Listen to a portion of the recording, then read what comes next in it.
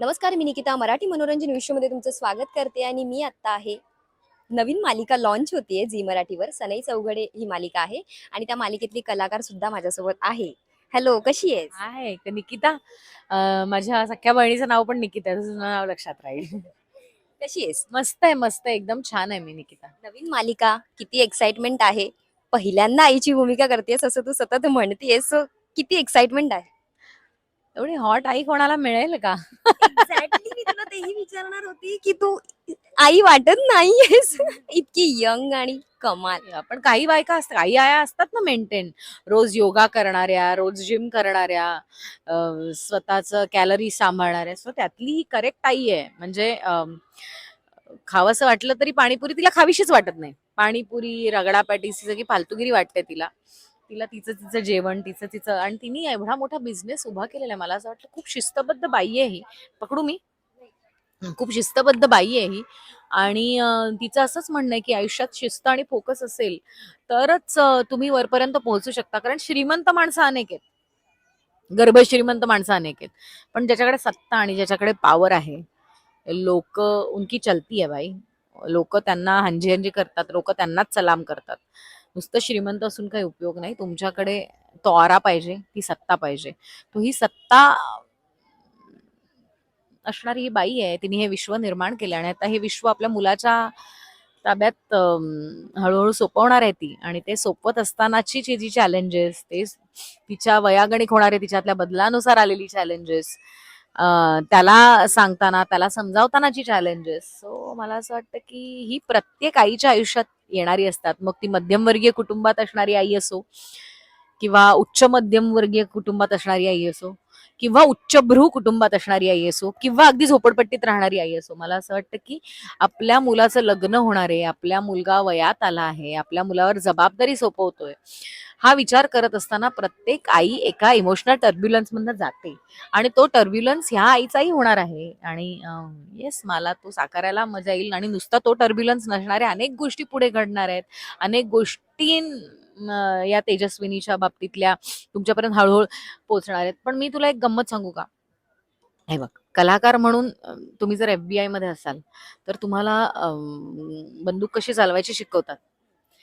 पण बंदूक प्रत्येक वेळी, प्रत्येक सिच्युएशन मध्ये प्रत्येक वेगळ्या पद्धतीने चालवायची असते. कधी सेल्फ डिफेन्ससाठी चालवायची असते, कधी आपल्या पार्टनरला वाचवायसाठी चालवायची असते, कधी देशासाठी चालवायची असते, कधी तुमची सिक्रेट डॉक्युमेंट्स लोकांना मिळू नयेत म्हणून चालवायची असते, कधी समोरची व्यक्ती तद्दन वाईट आहे म्हणून तिला मारण्यासाठी चालवायची असते. सो मला असं वाटतं कलाकाराकडे ही बंदूक असते.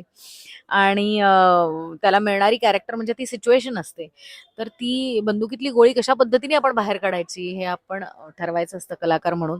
आणि ते शिकवणारे आपल्याकडे दिग्दर्शक आहेत, लेखक आहेत, स्क्रिप्ट रायटर्स आहेत, चॅनलवाली मंडळी आहेत, सहकलाकार आहेत. मला असं वाटतं ही मोठ बांधली जाणं फार आवश्यक आहे. आणि राजू दादा आहे, पद्मा लिहितीये, त्यानंतर मुग्धा गोडबोले लिहितीये, राजूदा डिरेक्ट करतायत. सो मला असं वाटतं हे सगळं असं हॅपी कुटुंब आहे आणि स्वामींवर विश्वास ठेवणारे सगळं कुटुंब आहे.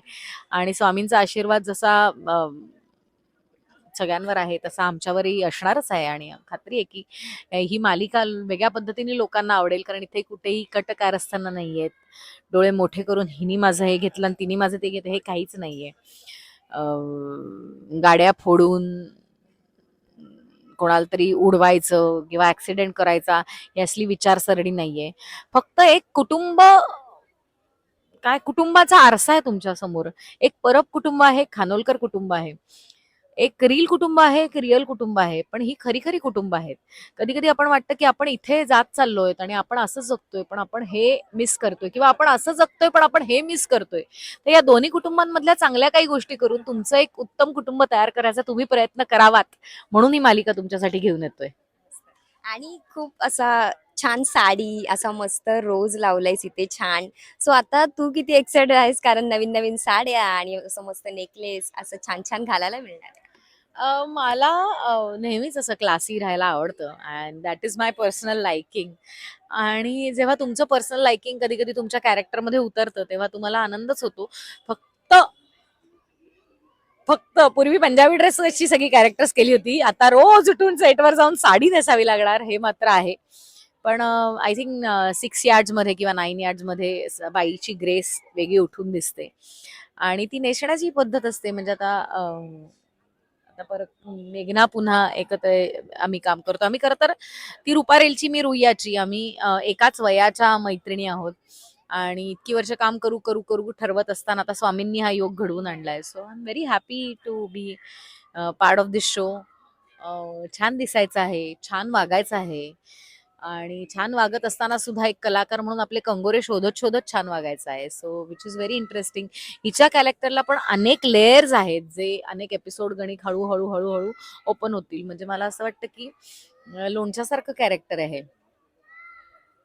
तुम्हाला एका चवीचं स्पेशल चवीचं लोणचं रोज वाढलं, थोडं भाजी एवढं वाढलं तर त्याची मजा नाही राहणार. तर थोडं थोडं थोडं थोडं थोडं थोडं तुम्ही हळूहळू खात गेलात आणि अचानक एक दिवस पानात लोणचं नसलं, तुम्हाला वाटत अरे यार हे काय आहे? मला आज जेवण जात नाहीये. अरे हे काय आहे? मला दुसरं कुठलं तरी वाटलं. नाही नाही, मला माझं तेच वाला लोणचं पाहिजे. तर तशी ही तेजस्विनी आहे, हवी हवीशी वाटणारी. हिच्याशिवाय त्या ताटाला मजा नाही आणि ही असेल तर ते ताट पूर्ण वाटणारी. आजवर ना तू अनेक भूमिका केल्यास, पण प्रत्येक वेळी नवीन भूमिका साकारताना तू स्वतः किती एक्साइटेड असेस एक कलाकार म्हणून? खूप जास्त मला असं वाटतं की पण आता त्या एक्साइटमेंटचं रूपांतर थोड्याशा सेटल्ड एनर्जी मध्ये झालेलं आहे आणि दॅट इज द चेंज. आपण माणसांनी सतत बदलत राहायला पाहिजे आणि बदल ऍक्सेप्ट करत राहायला पाहिजे. तो मला आनंद वाटतोय ही आईची भूमिका पहिल्यांदाच साकारताना. आणि असं नाही की आत्ता आईची भूमिका साकारली आहे म्हणजे पुढच्या वेळेसपासून सगळ्याच आईच्या भूमिका मी साकारणार. I have a choice to say no, because मी माझ्या आनंदासाठी काम करते आणि मला ज्यातनं आनंद मिळत नाही ते मी करत नाही. मला ज्यातनं आनंद मिळतो ते मी माझ्या पद्धतीने चांगलं करायचा प्रयत्न करते. आता प्रश्नांची सरबत्ती झाली, एक छोटस क्विक रॅपिड फायर आहे. हे बघ. अदिती अभिनेत्री नसती तर कोण असती? मला अभिनेत्री नसती तर कोण असते? I think I would have been a child psychologist और काउन्सिलर. मीच हे पकडते. 3 गोष्टी ज्याशिवाय अदिती राहू शकत नाही. माय फॅमिली, गुड फूड आणि खूप गप्पा. एक डिश जी तुला खूप छान बनवता येते. मी सगळा स्वयंपाक उत्तम करते. मी नॉनव्हेज खात नसले सुद्धा मी मटणापासून, चिकन पासून ते फिश पासून मार्केटमध्ये जाऊन सगळं घेऊन येते. साफ नाही करत, पण मी करते, उत्तम करते. कोणत्या गोष्टीवर पैसे खर्च करायला आवडतात? सगळ्या पैसे हे खर्च करण्यासाठी असतात. सेव्ह करण्याचे पैसे नवरा कमवतो. अदितीचं एक हिडन टॅलेंट. मी आत्ताच पेट कम्युनिकेशन केलं. So I am a professional communicator नाव. Celebrity crush. मराठी. आयुष्यभरासाठी मिलिंद सोमण. माझ्या पहिल्या मालिकेपासून मला तो हिरो पाहिजे होता. कधीतरी मिळेल. सोशल मीडियावर सर्वात जास्त वेळ कोणत्या ऍपवर घालवतेस?